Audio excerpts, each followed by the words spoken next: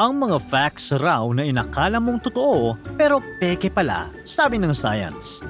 Sa panahon ngayon, sobra ang fake news. Hindi lang sa politics o showbiz, pati science at facts. Nadadamay na rin.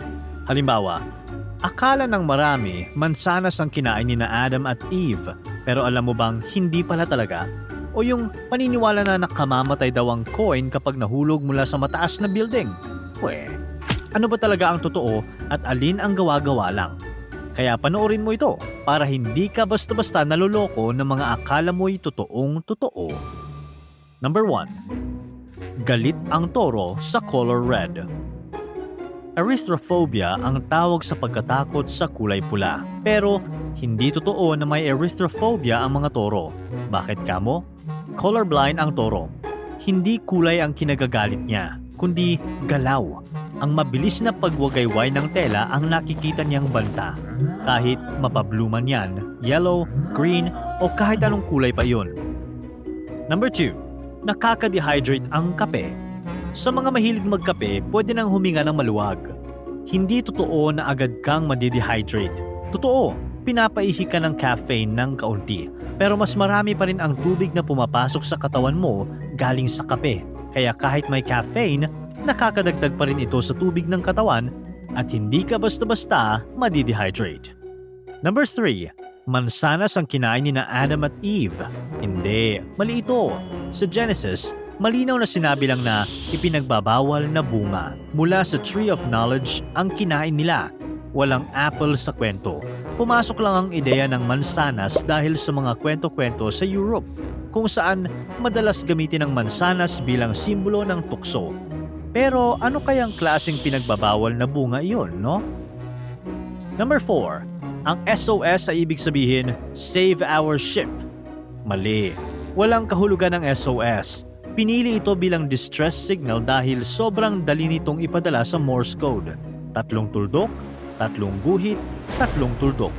Kahit pagod, nasusugatan, o nagpapanik ang nagpapadala, halos imposible itong magkamali. Dahil dito, naging opisyal itong ginamit bilang international distress signal sa dagat at radyo.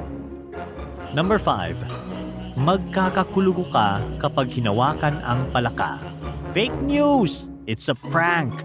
Ang kulugo ay galing lang sa ibang tao dahil virus ito na sa tao lang nabubuhay. Ang mga bukol sa balat ng palaka ay normal na glands nila. Hindi sakit, hindi rin nakakahawa. Scary, oo, pero chill. Wala silang kasalanan. Ayan huwag mambibintang ng mga inosenteng palaka. Number 6. Humahaba pa rin ang buhok at kuko pagkatapos mamatay. Hindi nangyayari iyon. Ang totoong nangyayari, natutuyo at lumiliit ang balat. Kaya mas lumilitaw ang buhok at kuko. Mukhang humaba, pero ilusyon lang dahil sa pagbabago ng balat.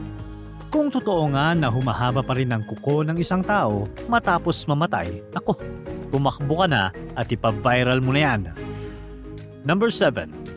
Lumulunok ka ng 8 gagamba kada taon habang natutulog, na para bang kasama sa diet mo ang gagamba.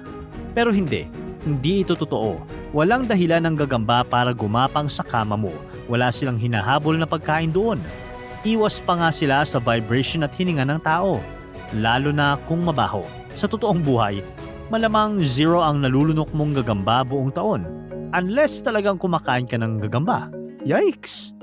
Number 8. Mga alipin ang nagtayo ng mga pyramid. Hindi rin totoo. Ayon sa mga Egyptologists, ang nagtayo ng pyramid ay mga expert at respetadong manggagawa. May regular silang sahod, pagkain at pahinga. Inilibing pa sila malapit sa pyramid. Isang karangalang hindi ibinibigay sa alipin. Buti pa ang mga manggagawang ito na itayo ang pyramid.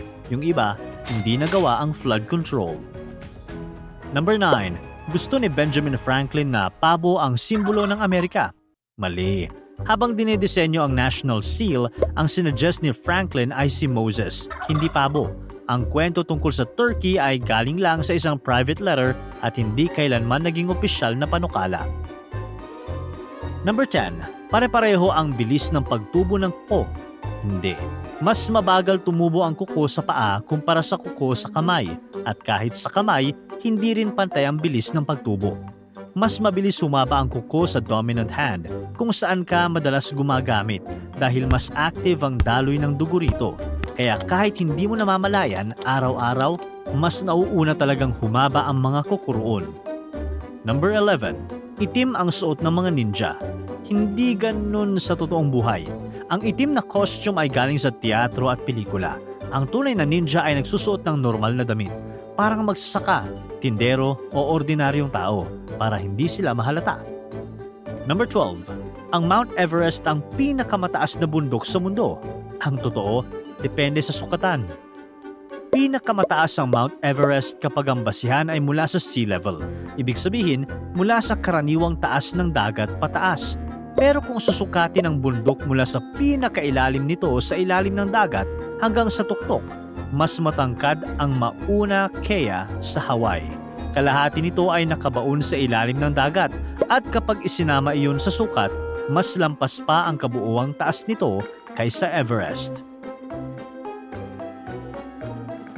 Number 13. Nakaka-hyper ang asukal sa mga bata. Wrong. Sa mga maraming pag-aaral, kahit walang asukal sa pagkain, may mga batang maingay, magulo at sobrang likot pa rin. Mas madalas na dahil ito sa excitement, lalo na sa party o handaan, kaya hindi mismong asukal. Number 14. Pinapainit ng alak ang katawan. Oops, not true.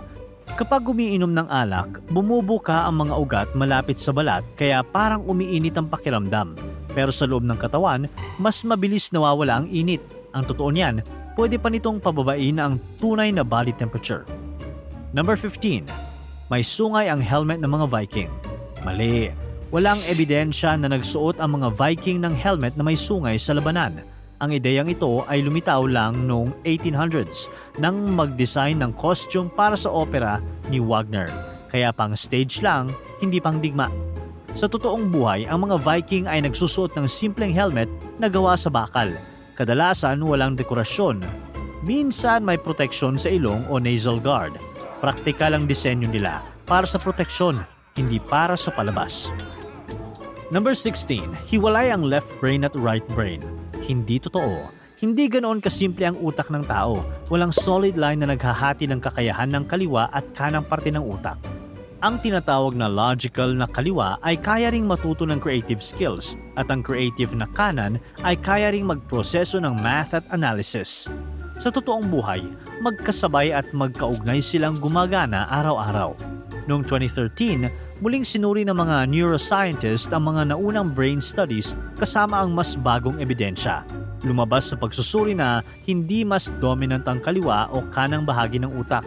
Magkaiba man ang paraan ng pagproseso nila, pantay ang lakas at importansya ng dalawang side. Maliban na lang kung may damage ang isa. Kaya huwag mo nang sabihin na left brain ka o right brained. Ang utak mo ay teamwork, hindi hati-hati. Number 17. Deadly ang bariyang mahuhulog mula sa mataas na building. Hindi. Kahit mahulog pa rin ito mula sa mataas na building, may hangganan ang bilis ng bagsak ng barya, mga 30 hanggang 50 miles per hour. Hindi sapat para pumatay, pero siguradong masakit kapag tumama. Kaya isa itong urban legend. Number 18. Tatlo ang wise men sa Bible. Hindi ito sure. Wala kahit isang talata sa Biblia na nagsasabing tatlo sila. Ang alam lang, may wise men na nagdala ng tatlong regalo, gold, frankincense, at myrrh, kaya naging estimate na tatlo ang bilang nila. Malay natin, may isang kuripot. Marami pang urban legends at maling impormasyon ang patuloy na kumakalat hanggang ngayon. Kaya tandaan, mag-fact check muna, lalo na bago ka mag-share, dahil sa panahon ng fake news, ang kaalaman ang pinaka-solid na depensa. Para tuloy-tuloy ang saya at kwentuhan, huwag kalimutan mag-subscribe sa Bubbly YouTube channel at pindutin ang notification bell.